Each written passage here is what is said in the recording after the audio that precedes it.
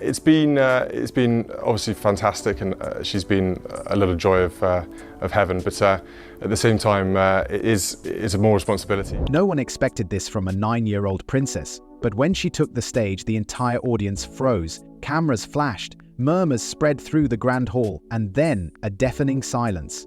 A child of royalty, raised in the world's most scrutinized family, was about to speak.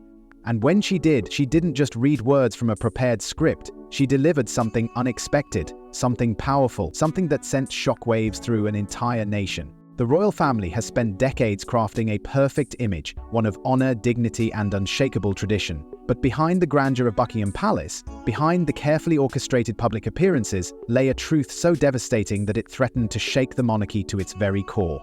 And now, after years of silence, that truth has finally surfaced. A revelation from Prince William himself, a truth so shocking that it forces the world to question everything they believed about his father, King Charles. Charlotte's public appearances have always been carefully controlled. Every movement, every expression, every gesture meticulously planned, rehearsed, perfected. That's the way it's always been for royal children. They are symbols, not speakers. They wave, they smile, and they stand politely beside their parents. They don't make statements. They don't command attention in their own right, but on this day, Charlotte shattered that tradition. The air inside the room was thick with anticipation. Guests expected the usual sweet rehearsed line, maybe a brief thank you followed by a curtsy. But from the moment Charlotte opened her mouth, it was clear this was not going to be just another royal formality. Her voice, steady and unshaken, cut through the silence. There was no hesitation, no nervous glances toward her parents for reassurance. She owned the moment. But the most unsettling revelation of all, Diana's marriage to Charles was never meant to be a love story. It was not the fairy tale the world had been led to believe. Royal insiders now confirm what Diana herself had once hinted at: their union was orchestrated, a calculated arrangement to secure the future of the monarchy. Charles needed an heir. Diana was young, beautiful, and, most importantly, the perfect fit for the royal mold. She was chosen, not for love, not for passion, but because she fit the part. The words that followed, they weren't just well-spoken, they were piercing, unfiltered, unexpected. They carried weight beyond her years, striking the room with a force that left even the most seasoned political figures stunned. It wasn't just the content of her speech that held everyone captive, it was the way she delivered it. Confidence radiated from her small frame, an unmistakable conviction in her voice. For the first time, Charlotte was not just a royal child, she was a force. At first, the audience barely reacted. There was only stunned silence, as if the weight of her words hadn't yet settled in. Then came the first clap, then another. Then all at once, the entire hall erupted in thunderous applause. Some were on their feet before they even realized it, their admiration overpowering royal etiquette. Even members of the royal family, known for their composed, reserved demeanor, exchanged surprised glances. This was not the moment they had prepared for. This was something far bigger. Yet, behind the grandeur of their wedding, behind the carefully framed smiles, Diana had already begun to realize the horrifying truth. Her husband had never let go of another woman. Charles's love for Camilla Parker Bowles had never faded. And Diana? She was merely a pawn in a centuries-old game, trapped in a marriage where love was an illusion and loyalty was a demand. And outside those walls, the reaction was even more explosive. The media frenzy was immediate. Headlines dominated front pages, news stations replayed the speech on a loop, and analysts dissected every sentence. Across the country, conversations buzzed with a single question. Was this a carefully orchestrated moment? Or was this Charlotte for the first time stepping into her power? Because something about this speech felt personal. There was a passion in her words that couldn't be manufactured. It wasn't just a performance, it was a declaration. But a declaration of what? A signal of change within the royal family? A challenge to expectations placed on her from birth? Or something even deeper? For the first time, the world is forced to confront an uncomfortable reality. Was Diana's suffering inevitable? Or was it the result of a deeply flawed system that prioritized image over humanity? And if the future king was part of that system, what does it say about the future of the monarchy itself? Theories exploded across social media. Some called her speech a modern royal revolution. Others speculated it had been carefully planned by the palace, a strategic move to position her as the face of a changing monarchy. But amidst all the speculation, one fact remained unshakable. Charlotte had captured the world's attention. and she wasn't letting go. This moment had done something no one saw coming. It had rewritten the public's perception of her. No longer just the daughter of a future king, no longer just the charming little girl standing in the background of royal engagements. She had spoken, and in doing so, she had demanded to be heard. But this wasn't just a speech. It was a declaration of something bigger, something no one saw coming. Princess Charlotte was never meant to be just another royal child. From the moment she was born, she was a symbol of history, of tradition, of the monarchy's future. Third in line to the throne, yet standing in the shadow of her older brother, she was expected to be a supporting character in the grand narrative of British royalty. But with one speech, she shattered those expectations. Suddenly, she wasn't just the daughter of Prince William and Princess Kate. She wasn't just the granddaughter of King Charles III. She was something more. A force, a presence, a royal legacy in the making. It was impossible to ignore the echoes of the past. The comparisons were inevitable. Princess Diana and Queen Elizabeth II both defined their era and shaped the monarchy in their way. But Charlotte, she was different. Diana had captivated the world with her warmth and defiance. Elizabeth with her unwavering duty. Charlotte was something else entirely.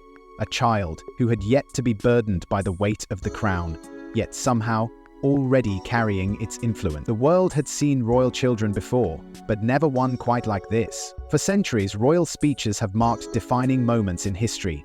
Elizabeth, a young princess during wartime, had reassured a nation with a radio address at just 14. Diana, though never a ruler, had used her voice to challenge the monarchy's rigid traditions, to connect with people in a way no royal had before. And now, Charlotte. Her words may not have been political. They may not have changed laws or shaken governments, but they did something just as powerful. They changed their perception. A 9-year-old standing before an audience that had never expected her to be more than a quiet, well-behaved figurehead had taken control of the narrative. And that was unprecedented. The isolation took its toll. The pressure to be the perfect wife, the perfect princess, the perfect public figure was crushing. Diana found herself spiraling, trapped in a cycle of emotional distress and self-destruction. The world admired her beauty, but behind closed doors, she was battling a secret war: bulimia. It became her way of coping, of regaining some sense of control in a life that no longer felt like her own. The disorder consumed her both physically and emotionally. She suffered in silence, while the very family she had married into turned a blind eye. They knew.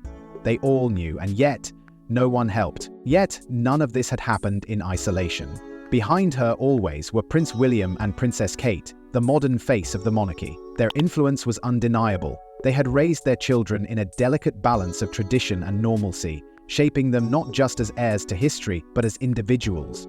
They had learned from the past how Diana's emotional honesty had drawn the world in, and how Elizabeth's discipline had commanded respect. And they had forged something new.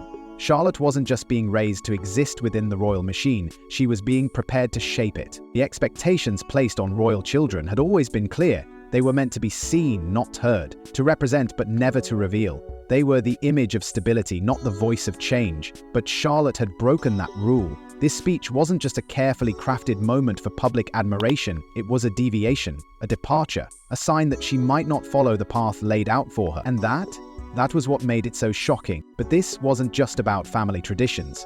Charlotte was stepping into uncharted territory. History has shown that age is no barrier to influence. Time and time again, young voices have risen above the noise, shattering expectations and reshaping the world. Greta Thunberg stood before world leaders, unflinching, demanding accountability for a planet on fire. Malala Yousafzai defied oppression with a simple yet defiant call for education. These were not just speeches, they were declarations of defiance, proof that youth could be a weapon against complacency. And now, Princess Charlotte had entered that arena. Unlike the scripted, polished remarks that often define royal engagements, Charlotte's words carried an urgency that couldn't be ignored. There was no diplomatic distancing, no carefully crafted neutrality. Her speech was not a rehearsed formality, it was an assertion. It was a moment where a child, bound by centuries of tradition, refused to be just another symbol of the monarchy. She wasn't speaking because she was told to, she was speaking because she had something to say. And the world listened, but in the age of relentless media scrutiny, nothing is taken at face value. Almost instantly, headlines swirled with speculation. Was this a calculated move, orchestrated by the royal family to modernize their image? Or was it something far more organic? A young girl breaking through the rigid structure of royalty to reveal a voice entirely her own.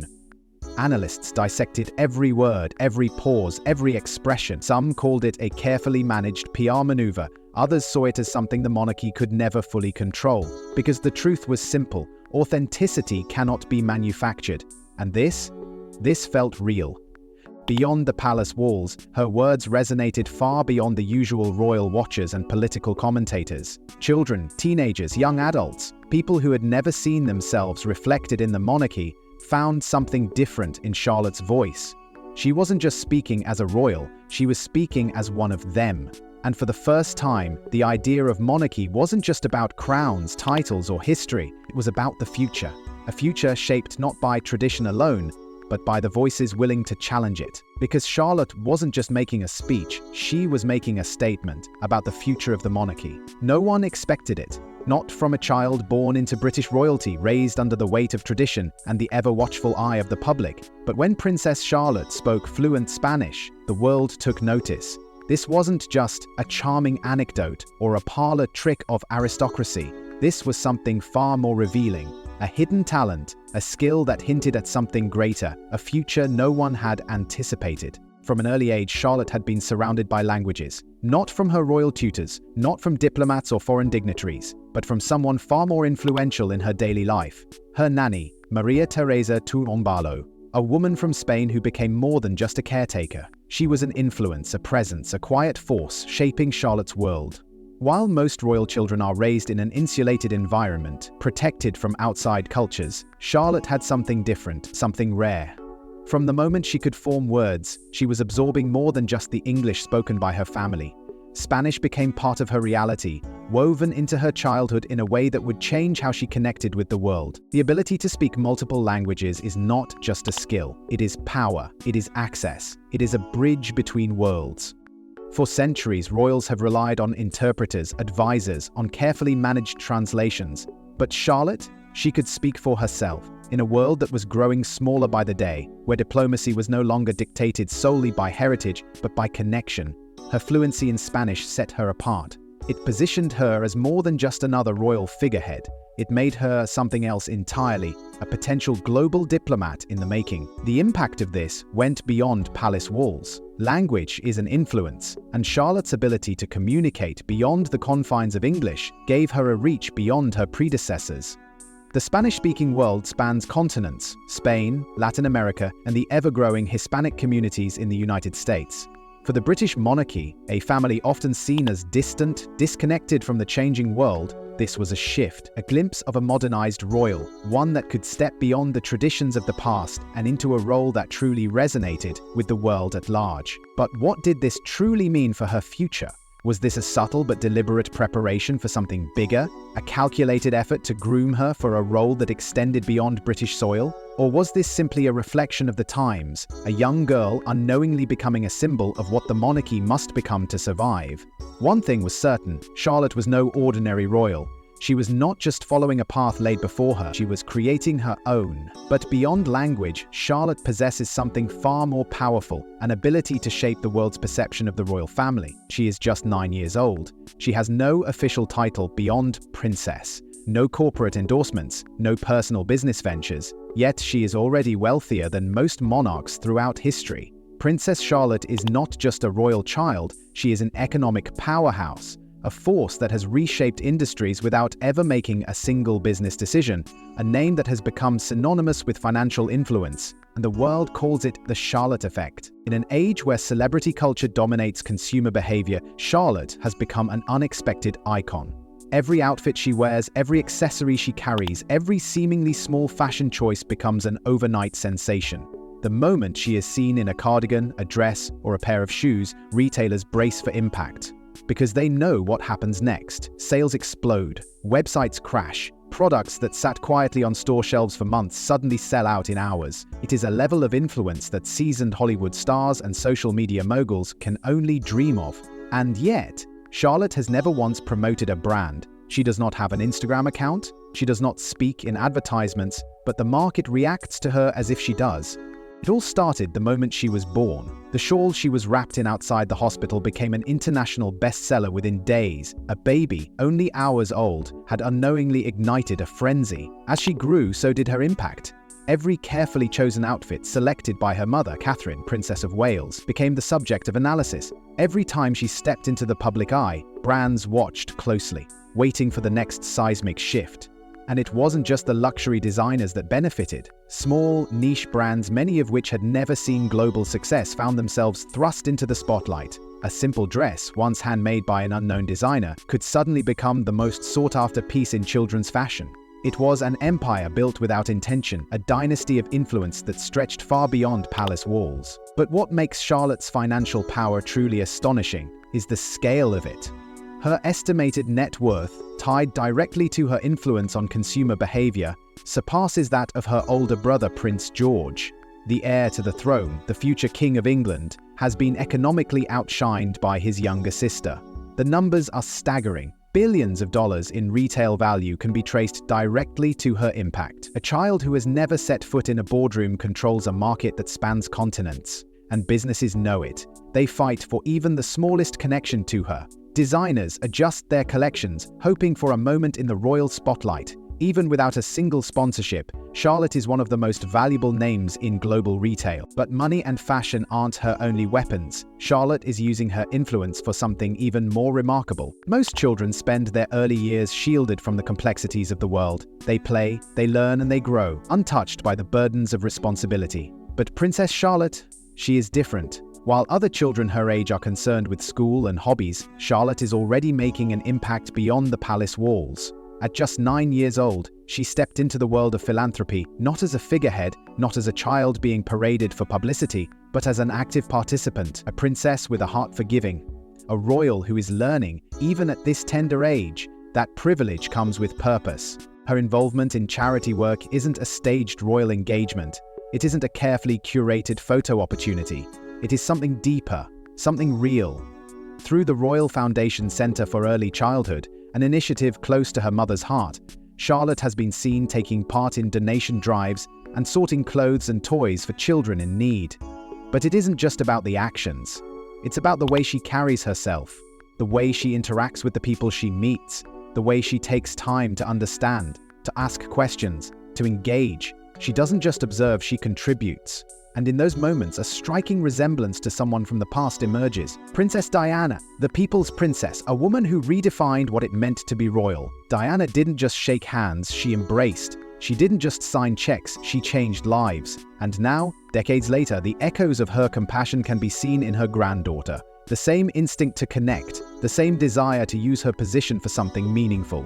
Could Charlotte be the one to carry forward Diana's legacy? The thought lingers, gaining momentum with every public gesture, every heartfelt display of empathy. But Charlotte's compassion is not accidental. It has been instilled in her, nurtured by parents who understand the delicate balance of royalty and reality. Prince William and Princess Kate have ensured that their children, despite their wealth, despite their status, understand the value of kindness, of service, of gratitude.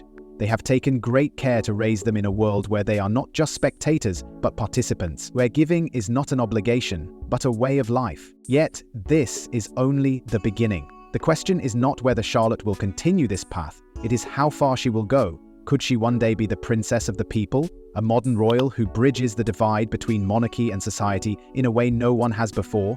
The seeds have been planted. The world is watching, because Charlotte isn't just making an impact now. Her future in the royal family is already being discussed. For centuries, the question of who sits on the British throne has been dictated by one thing: birthright. The monarchy's future has always followed a strict path, an unbreakable chain of succession that determined kings and queens long before they even took their first breath. And for much of history, one unspoken rule dominated the line of succession: gender. Kings were prioritized over queens, brothers outranked sisters. A daughter, no matter how capable, would always stand behind a son. But Princess Charlotte is different. She is part of a new era, one where the past no longer holds complete power over the future. The succession to the Crown Act 2013 changed everything. Before this law, Charlotte's place in the royal hierarchy would have been fragile, a position easily lost if William and Kate had another son. However, under this historic change, the outdated preference for male heirs was abolished. Birth order, not gender, now dictates the line of succession. It is a shift that secured Charlotte's place as third in line to the throne, right after her grandfather, father, and older brother. In theory, she will always remain ahead of her younger brother, Prince Louis, no matter what happens. But in a family where history has been rewritten time and time again, theory is never enough, because the past is filled with rulers who were never meant to wear the crown. Queen Elizabeth II was never expected to reign. Neither was her father, King George VI. Both took the throne because fate intervened with one abdication and one unexpected death, and history changed course forever. Could the same happen to Charlotte? If George, the future king, were to renounce his claim or fail to produce an heir, she would stand as the next in line. It is a possibility that remains distant, unlikely, even unthinkable. But the monarchy has never been predictable, and if there is one lesson history has taught, it is that no throne is ever truly guaranteed. Even if Charlotte never ascends as queen, her role within the royal family is already one of great importance. Her position places her in a unique space, one where she can either uphold the monarchy's traditions or push it towards something entirely new. Could she be the royal who modernizes the institution, the voice of a generation that sees the monarchy as outdated, or will she embrace the path set before her, supporting her brother in his reign while maintaining a powerful presence of her own? There is also another possibility, one that history has seen before. She could become a queen consort, marry into another royal family, and secure her place in a different kingdom. A role not as a ruler, but as a figure of influence, much like Queen Maxima of the Netherlands or Queen Letizia of Spain. But regardless of her royal title, Charlotte is already proving she's different from past royals. The British monarchy has always walked a delicate line, one foot in the past, anchored in centuries-old traditions, and the other stepping cautiously into the future. But rarely has a royal embodied this balance quite like Princess Charlotte. She is young, yet already represents something far greater than herself. She is a child of tradition, raised within the walls of history, but at the same time, she is a symbol of change, a glimpse into what the monarchy might become. In her, people see something they haven't in years. Unlike past generations of royals, Charlotte is growing up in a world that demands more than silent symbolism. The lessons she's learning now about responsibility, duty, about the expectations placed upon her, will define the kind of leader she may one day become. She's watching her mother, Princess Kate, redefine what it means to be a modern royal, blending grace with relatability. She is observing her father, Prince William, navigate the pressures of his impending kingship with a sense of purpose and pragmatism, and she is absorbing every moment, every gesture, every word, shaping an identity that is neither bound by the constraints of the past nor untethered by the weight of tradition. For the public, Charlotte represents a new era, one that bridges the gap between the old monarchy and a world that is rapidly evolving. Where previous royal generations stood at a distance, maintaining an image of untouchable authority, she is growing up in an age where connection is key. People don't just want a queen or a princess, they want someone they can relate to, someone who understands the world beyond the palace gates. Someone who listens, and with her unexpected confidence, her fluency in multiple languages, and her natural empathy in charitable work, she is already proving that she could be the one to redefine what it means to be royal in the modern world. But what does the future hold for her? Will she follow the traditional path, a steadfast supporter of the monarchy's existing framework? Or will she push against its limits, reshaping it from within?